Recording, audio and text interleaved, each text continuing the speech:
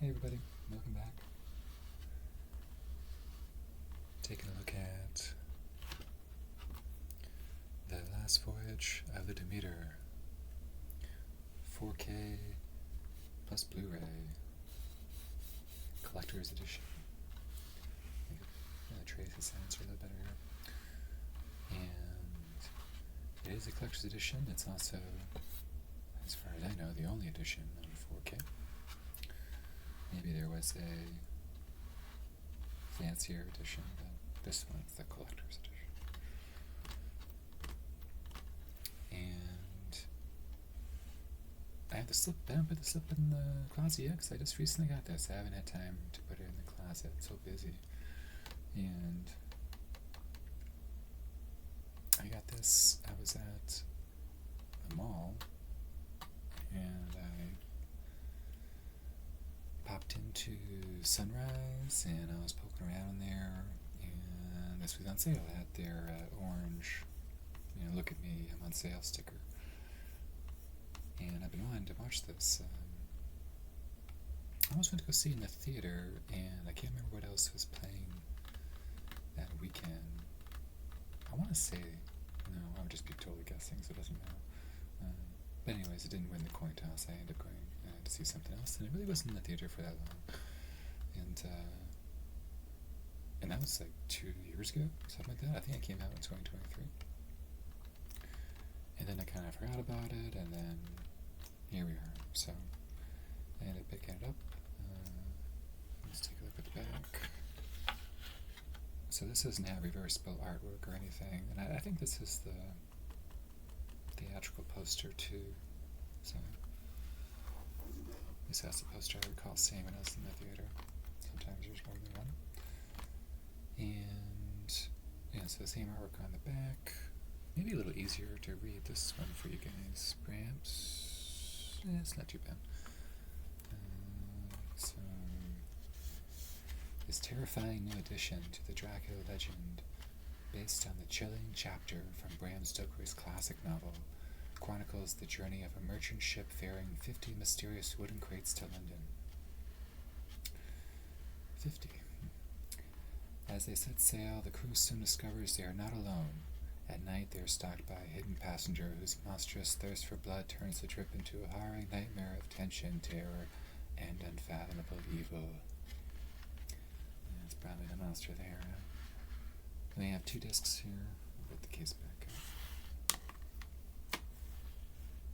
Yeah, so the 4K and Blu-ray, Dolby Vision, Dolby Atmos for the 4K, the Dolby Vision for the Blu-ray, of course, but we do have the Dolby Atmos track over to it.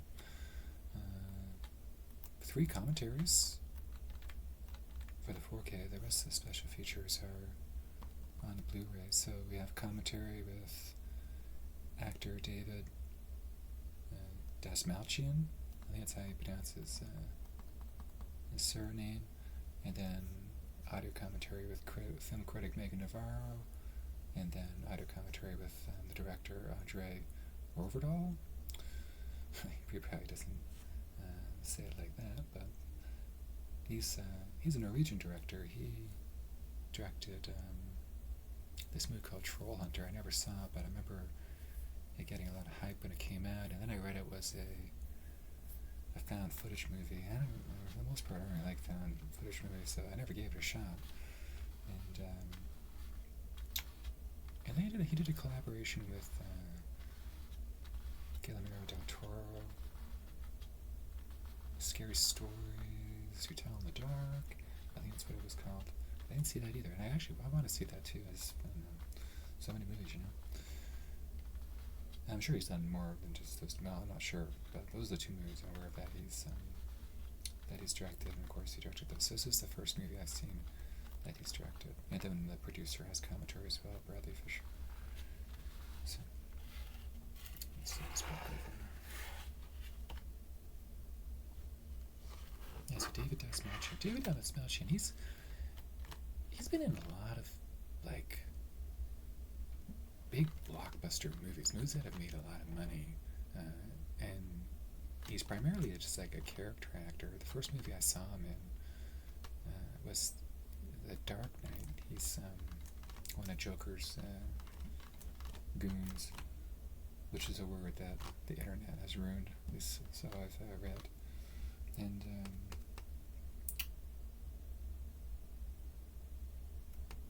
I'm trying to think. He's in Blade Runner, he's in Dune, he's in Suicide Squad, I guess he's in all of comic book movies, Dark Knight, Suicide Squad. I know he's in a Marvel movie too, I can't think of it. And he was the lead in Last Night with the Devil, Late Night with the Devil. I didn't see that. I heard it was good. I just didn't get around to checking it out. But so he's really seems to be doing quite well. And he plays one of the crewmates in this. So this movie, as we read on the back, is based off of a single chapter in Bram Stoker's Dracula. I have some coffee here.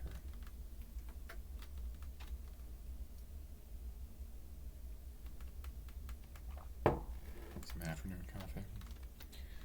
And I read Dracula back in high school, so it's fair to say I haven't read Dracula. That was so long ago that it's more like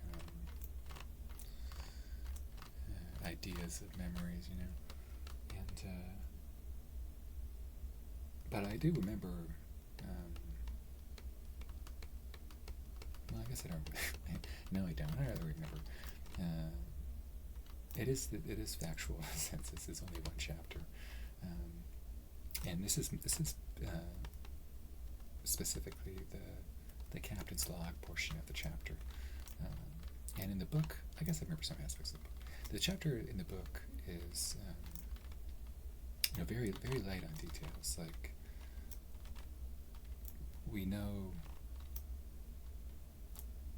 the crew is picked off one by one. There's that aspect. At least that's part of the captain's log. But the only real description you have of Dracula is like this really thin, pale man. I don't think there's anything like in the humanoid, bat form that we see here. Actually, a good representation of it would be in Nosferatu. There's a brief moment in that movie when you see Orlok on the ship, and the way he's lit, I think would be an accurate description of the captain's log we have here. So, but that's fine. They can totally use man-bat version of Dracula, and with so little detail, it really allows them to do whatever they want, within reason. And what they come up with is really just alien on a ship. So, and overall, I did enjoy this movie. First and foremost, the Atmos track is like, I was going to say thunderous. There's a lot of thunderstorms in this. I guess I already said thunderous, it's too late. So it's a thunderous Atmos track. It really is. It was a much, I don't want to say overpowering, but it was really enthralling. It was like, okay, I'm in the middle of a thunderstorm here, and it sounded great. A lot of overhead use and Dracula flapping between the sails and what have you. And again, I haven't seen anything besides this movie with the director. Dracula has a lot of, like, I want to call them hero shots, in the sense, just Dracula looking cool. So the way he was shot was almost more like a superhero, which I appreciated. And there are some moments, like, there's a scene where, like, this fog and mist, like, really envelops the Demeter's the name of the ship. And I thought that was really well done. And there's a lot of close-ups in this movie too. Like I don't know if that's something the director's known for, but different high and low angles for the close-ups, and the close-ups are very, very sharp, and then the background is really out of focus, and it really assisted with the feeling of like being trapped, like a claustrophobia feel, just with how tight some of these shots happen to be. And it was a gruesome movie, I guess. But I think that Coppola's Bram Stoker's Dracula is gruesomer, more gruesome. So it definitely could have been a bit gorier, but there are some kills that are unexpected, even though, I mean, you know everyone dies. That's not a spoiler, because the movie actually opens the same way like the chapter opens, like the ship's ashore, there's no one alive on board. So, like, we're certainly, I wouldn't say there's any stakes here. It's just a matter of waiting for these crewmates to be picked off one by one. But even with that, there were some moments that I thought were a little bit surprising. You don't really see very often in just in horror movies, and that I did appreciate. But the structure of the film I thought was really strange, because I actually feel like being so forward with the fact it's the Demeter may have diminished some of the tension, because it's not like the Titanic where the ship hits an iceberg, but that's like just one event in the movie. It's not why maybe it's why you're seeing the movie, but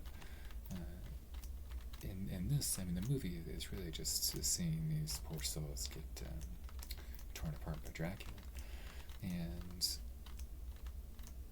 I would have liked it if it was more, I can't think of the name of the movie, like Cloverfield had a sequel with John Goodman, but he didn't realize it was a Cloverfield sequel, and I think they would have done better off, maybe not financially, but if they just called it like The Last Voyage, or if they did want to have some allure of Dracula, maybe just the Demeter, and cut the opening with the ship. I can't remember, like the ship's in London, people are like, oh, there's a ghost ship here, or get rid of that, and just open with the crates being loaded, and you kind of piece together that, oh, am I watching a movie about the Demeter here? Is this creature on board? Is this supposed to be Dracula? Because, I mean, it's not like these characters in the boat know it's Dracula. So that made me have appreciated that approach. If I were to start the movie again, I would have started 5 minutes in, and I could have that special movie. And the same thing with the ending. Like, there's the ending gets to the ending, and it's not the ending. And I thought the fake ending was really appropriate. And then it kind of goes on for like 3 or 4 more minutes. And I really didn't like the direction they went with in the last few minutes. I'm not too sure if they were, I don't know, anticipating a sequel or something. It just seemed completely unnecessary. So yeah, if I was going to watch this again, I'd probably start it 5 minutes in and stop it right during my ending. But overall, I did enjoy it. It really is like a man-bat on a boat. I think Dracula has 3 words spoken, so very more animalistic creature, and again, just systematically takes the boat out. But it is entertaining. It doesn't have to be as long though. This to me is like a 90-minute movie, and I think credits roll around the hour, 15-minute mark. And if you got rid of like those bookends that I have at the end and just cut those out, you're probably looking at around like an hour and 42-minute movie, and that just would make it more rewatchable. So if you like vampire movies, definitely check it out. I pretty much watch any vampire movie, and any creature feature movies for that matter, but I wouldn't consider this anything special. But if you're a fan of the genre, there's some good stuff here. So okay, thanks for watching.